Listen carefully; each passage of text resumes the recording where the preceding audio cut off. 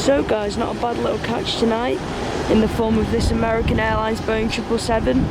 Diverted in from Heathrow mainly due to the strong winds, and it also didn't have the fuel to hold, so it declared an emergency and landed up in Manchester here about 11 o'clock this morning.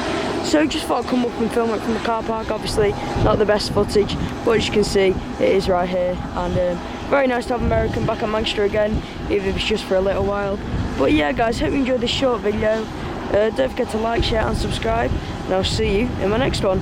Bye!